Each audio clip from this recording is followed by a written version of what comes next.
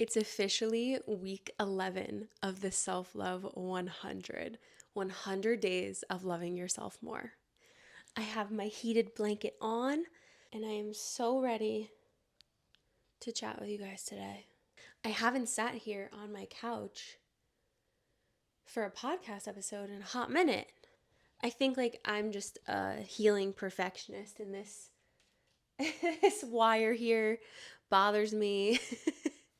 And then the lighting's not perfect. That bothers me. It's fine. But I figured I would maybe set up a little ritual for myself tonight. Turn on my heated blanket, sit in the comfiest spot of the couch, and talk to my favorite people.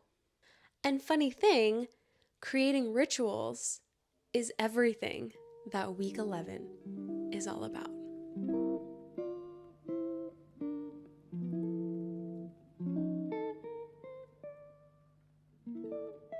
Welcome back to the Self-Love Archives podcast. I'm your host and your self-love bestie, Julia Salvia. Welcome back to the podcast. We have been doing a series ever since September all about the Self-Love 100. Now, if you have been tuning in and listening and you're wondering, where do I get the Self-Love 100? How do I download it? All of the information is in the show notes, the description below. So you can download the very much free download of the Self-Love 100. The Self-Love 100 is a bunch of habits and tasks for you to complete every single day in order to love yourself more. So the goal is that if you are intentional about the habits and the routines that you put into your life, that you will come out of this 100 days loving yourself more. And I can guarantee you that if you have been here for a little bit of time, or if you are just starting the challenge, I can promise you that you probably are already noticing that you're loving yourself a little bit more.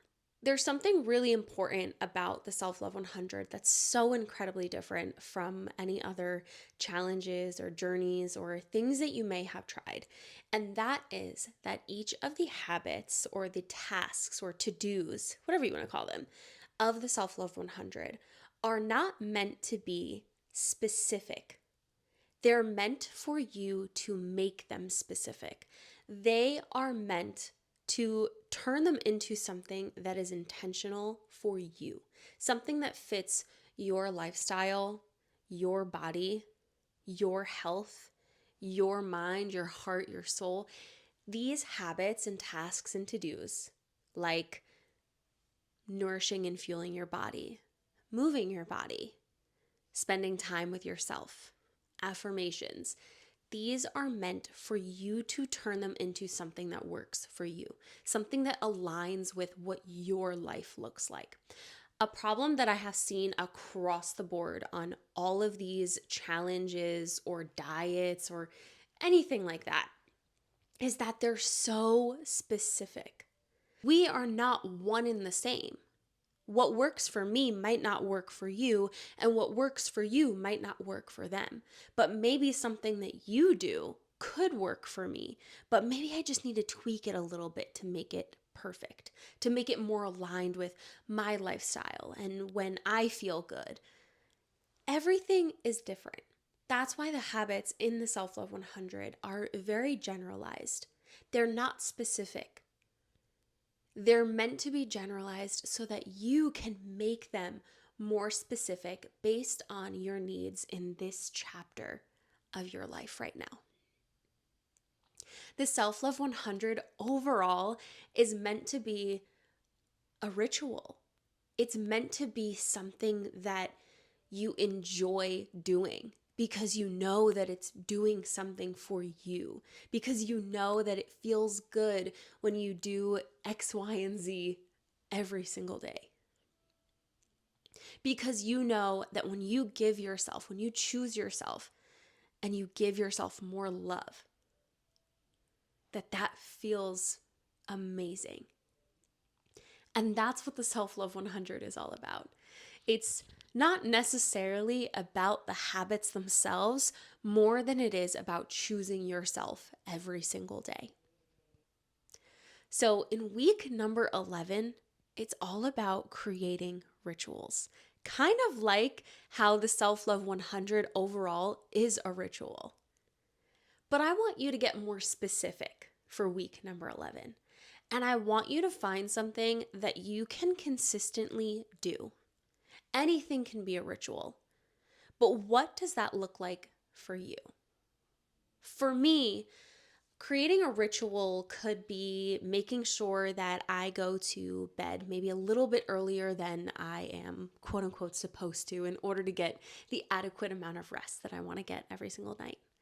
So I am heading upstairs at around 10:15, 10:30 to do my skincare, which is a little ritual that has been so ingrained in my life that the only way I am not doing my skincare routine is if I fall asleep on the couch. And after my skincare routine, I'm brushing my teeth, putting my hair in heatless rollers if I want to, and then I'm getting into bed and I'm reading a book before I go to bed. That right there is just a little snippet of a little ritual that I do for myself as often as I can. Something else, I love starting my mornings with a ritual on a perfect day. I'm waking up maybe only about 45 minutes before I need to get to a Pilates class, which I absolutely love. It is the perfect way to move my body, especially when high intensity impact workouts just were not working for my body anymore. So I'm getting up about 45 minutes before my workout, and I'm spending 15 of those doing my morning skincare, brushing my teeth, putting on my clothes. I'm spending those 45 minutes doing things for me.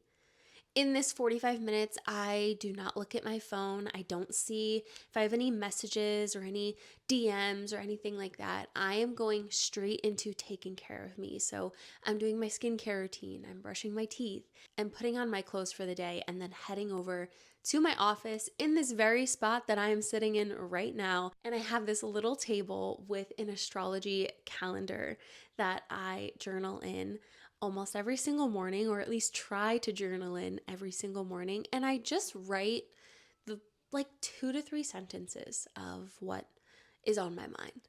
And then I sit here and I meditate for about 10 to 15 minutes. And some days I don't have the time to do both. And some days I might wake up a little bit late and I don't have the time to do them at all.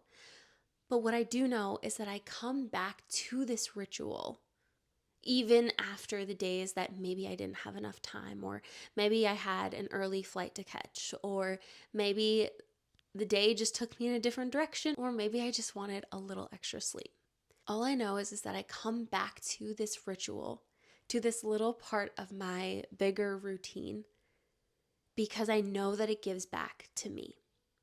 So what is that for you?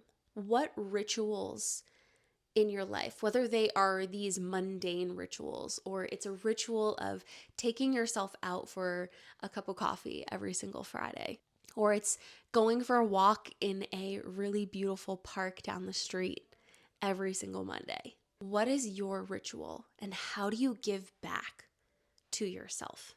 What is something that you find joy in consistently doing for you? Maybe your ritual is something a little different. Maybe it's taking yourself out for a solo dinner every single month.